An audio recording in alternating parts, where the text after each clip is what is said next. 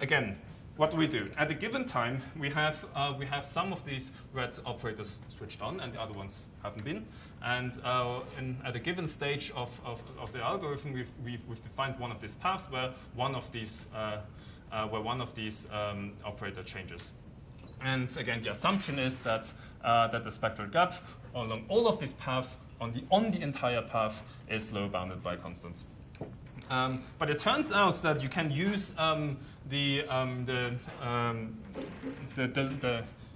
structure of the path, namely the fact that you're only changing this one operator at the time, to prove that actually along the entire path, the minimum spectral gap is lower bounded by essentially the spectral gap at the beginning of the path. So this, of course, allows you to, under some very, very mild conditions, which in the physical realism system are satisfied anyway, under some very, very mild assumptions, allows you to change your assumption from a spectral gap along the entire path to a spectral gap at the beginning of each path.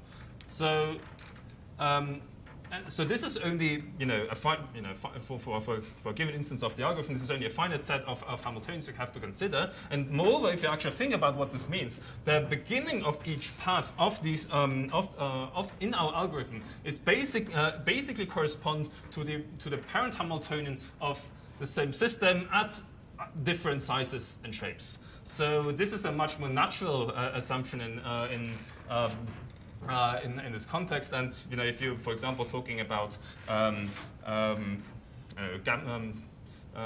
ground states of gap Hamiltonians, for example, then this is not a completely outrageous thing to assume, because it's not entirely built in because you're talking about different Hamiltonians. But again, it's very natural in the context of the systems that you're considering.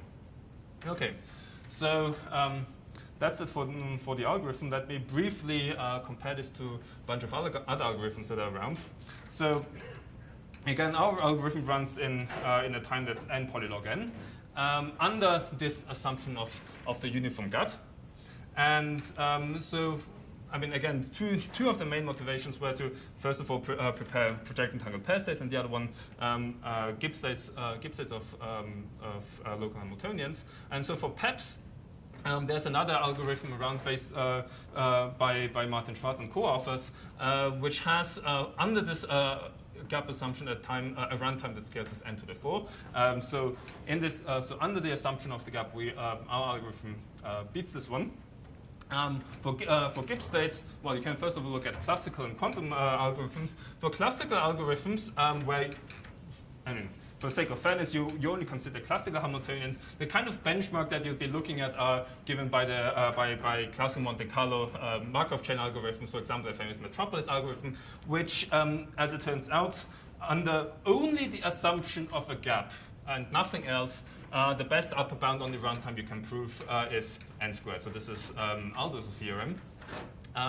However, one should mention that under some additional assumptions, you can actually prove something better, namely go from n squared to n log n. This actually has a name. It's called rapid mixing, and you can prove it under some additional assumptions, but as far as I know, it doesn't directly follow from just an assumption in the gap. So we can't quite beat this, but one should.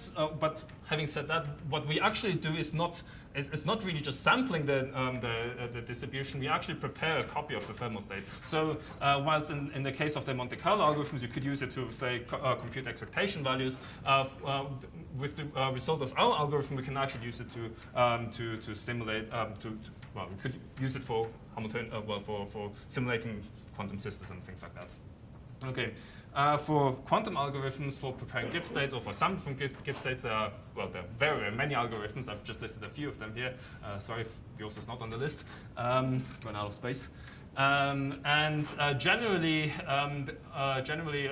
again, under an assumption of a gap, these algorithms tend to have some higher degree polynomial scaling in their runtime. Having said that, so our algorithm performs very well under the assumption on the gap. But if you really want to go to a regime of very small gaps, our algorithm is, depending on which version you choose, either bad or awful. So this has to be said in fairness. And the other algorithms around have much better scalings in the regime of small spectral gaps. Okay, this brings me to the end of my talk. Let me quickly summarize. So what I've given you is an algorithm to prepare certain many-body states, namely injective, PEPS, and Gibbs states. The ingredients that were necessary for this algorithm were, first of all, a slightly tweaked adiabatic theorem that, which allowed us to turn a global change into a into a sequence of small changes, and finally the Lieb-Robinson localization, which allowed us to truncate the Hamiltonian and localize the effect from the entire system to something supported in a very, very small subregion. Again, the underlying idea under all these ingredients is the fact that we basically exploit the locality, and the performance of this algorithm is extremely good. It's essentially optimal in the number of gates. You can parallelize it to an essential polylogarithmic circuit depth. And the fact that this runtime is n polylog n basically means that it's almost quadratically faster than the classical Monte-Carlo algorithms. And again, the whole thing works under this uniform gap assumption. Okay, thank you.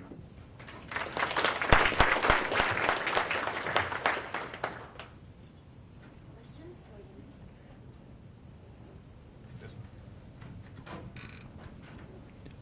So when you say it's quadratically faster than classical, is it? I mean, are they comparable? They do different things. They do different things, yes. So I mean, you could use our algorithm for sampling as well, but of course we actually do something where we actually have a copy of the state in the system, so you could actually throw it into simulation algorithms, for example, if you wanted. But yeah, I mean, if for example you're only interested in computing expectation values for classical Hamiltonians, then sort of the thing that you want to be comparing it to are these, for example, the Metropolis algorithm or the Glauber dynamics or things like that.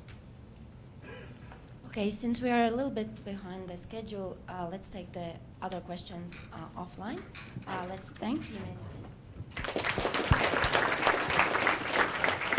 And we meet back here at 3:35.